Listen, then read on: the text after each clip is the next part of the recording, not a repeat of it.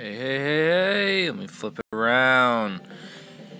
Hey, what's going on? So basically what I want to do is just show off what was in the box, which, as the title states, the NES Oddities books are in. So tons and tons of books. They're available at HagensAlley.com, at the website. They're also going to be on Amazon eventually, but I'm going to get all the backer books out first before that goes up. But they are in HagensAlley.com available. So what I'm going to do here is we're going to show off the little bit of differences that have happened and why there's going to be definitive editions of my books. So let me take this so I'm not as crazy. So the orientation is locked apparently. Whatever. So basically I'm going to show off exactly what's going on with the book. Alright, so right here we have the book hardcover, super glossy as always. The side, we got the number 4, because it's the 4th book, and on the back, got some craziness here. The classic back, but you have some homebrew, PAL exclusives, classics right there. Then from here, let's go. So a couple of the differences for quality-wise and why we're going to start doing definitive editions of some of the books is, number one, all the pages are super glossy. It's kind of hard to see in the video, but they're glossy. They're glossy. So the other aspect is, you open it up, we got end sheet printing here. So there's no longer the white in the middle. So we got classic Nintendo Famicom. And to top things off, we got the awesomeness that is a bookmark freaking ribbon. So now you can always hold your place when you're looking through games. So the NES Oddities itself, what is an oddity? So it's the weird and wild NES games. Posted all the different programmers, including some homebrew programmers. But what we'll do is we'll go over here to the table of contents so you can see what's covered in the NES Oddities. So we have unlicensed games, PAL exclusives, international unlicensed games. So these are your Nintendo games that were released internationally unlicensed. You have your Holy Grails, your variants. We got the Versus, Nintendo Arcade, and Play Choice 10 comprehensively covered. We have the Famicom highlights, and Famicom Disk System highlights, which the connotations are you don't have to understand Japanese to be able to enjoy these games. So you don't have to know how to read. So a lot of the text-heavy games are not in here. However, if I could enjoy them, they're in here.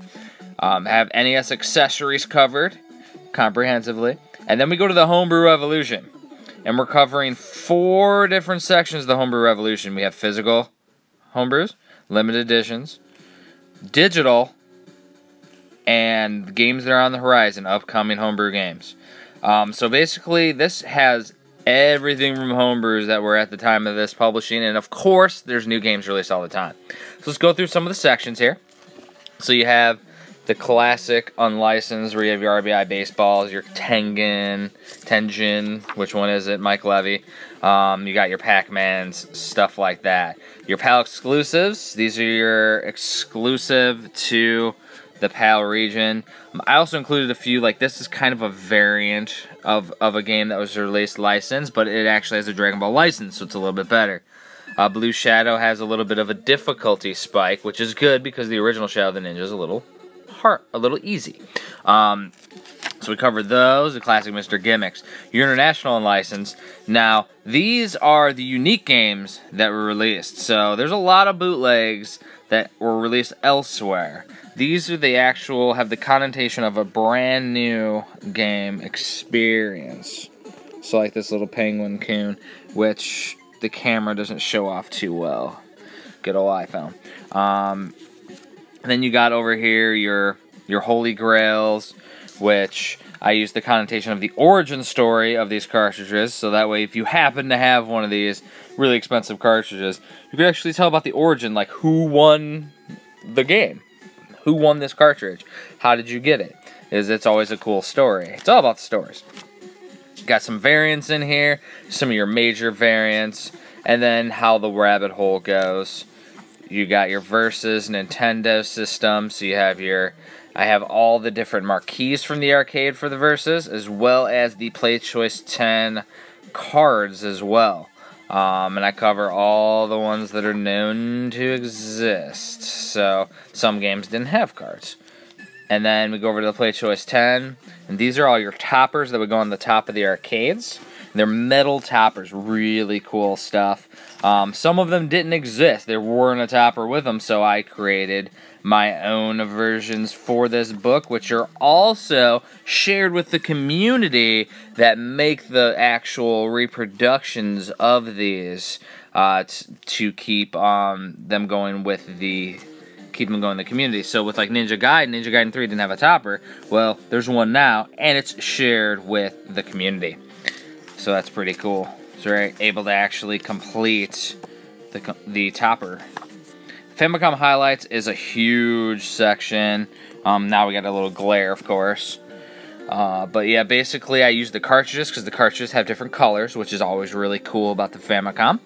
And basically what we have here is, you know, the different games and screenshots for every single Fami. And it's a huge section. You got your Power Rangers, stuff like that. And then we go over to Famicom Disk System. And like some of these games are released download only. So, you know, we go to that as well and annotate that. Then we go through the accessories. I even included homebrew accessories. Some of these aren't mass marketed, but this one allows you to connect to the internet. This one was Twitter hashtags. But this could be utilized in future games. Hint, hint, hint. And then you have this one, like the Drunken Nest, where there's only one copy by the main man himself, Batsley Adams. And basically, this allows you to tell if you're drunk or not, and they made a game out of it, too. Then we got the Homebrew Revolution, which I do like a whole definition of homebrews, what it is, why people do it. And then we go into the actual physically released games. So, basically, these are all the ones that are released on a cartridge available. It's got stuff even like Famicom games. Some of them.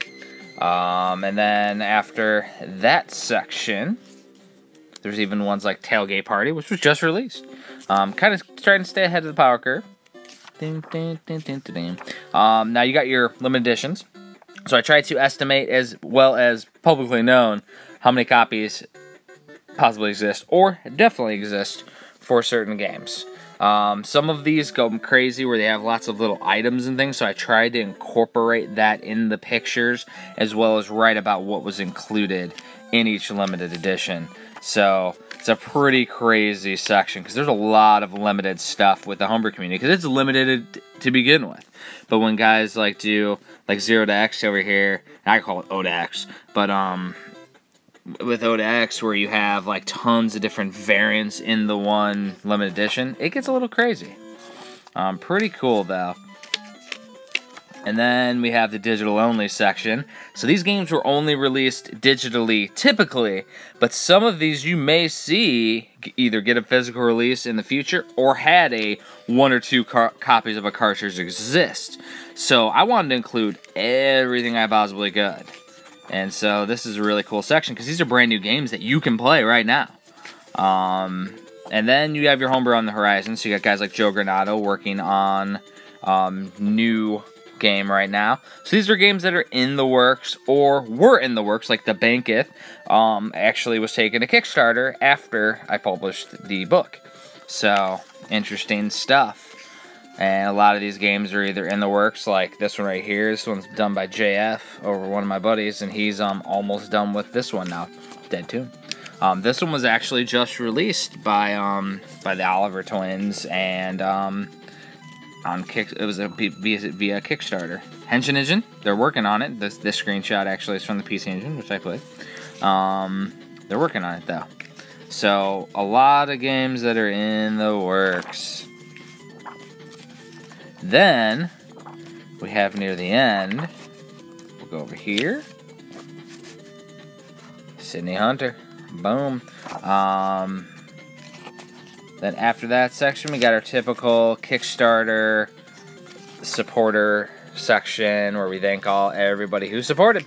And myself, my daughter with Philo last year at Replay FX, who's the artist from the cover. Philo worked for Disney and did art for Dragon's Lair. So the artist of this cover did Dragon's Lair and Disney animation, including Little Mermaid and Beauty and the Beast. So really cool. In the back, we got also have specs of the Nintendo Entertainment System and cartridge. And so basically, it's 500 pages, huge. Covers everything that's not licensed because I already have the licensed book. But this is why we're going to a definitive edition for future books, because I finally found a printing company that will do things up to the standard that I want, that everybody has requested. So with the complete SNES, I've had lots of requests to get a reprint of that. Well, I'm going to take it and we're going to add the Super Famicom, since the Famicom in here is cool, and then make it bigger and make it the better quality. So I think that it'll be very well worth taking that one back to Kickstarter in the future after all these books and the Nintendo Compendium. It's right here, right? No, it's submitted. It's actually waiting for it to be printed. So that one will be shown off too. So everybody who backed just the NES Oddities will be getting it in the mail. Anybody who wanted to get it shipped early, if they backed both books, you had the option to get it early. You can, and you still can get it early if you really don't want to wait. I think it's going to be about 4 or 5 weeks till I get my Nintendo Compendium. Just let me know, and thank you for the support. I appreciate it.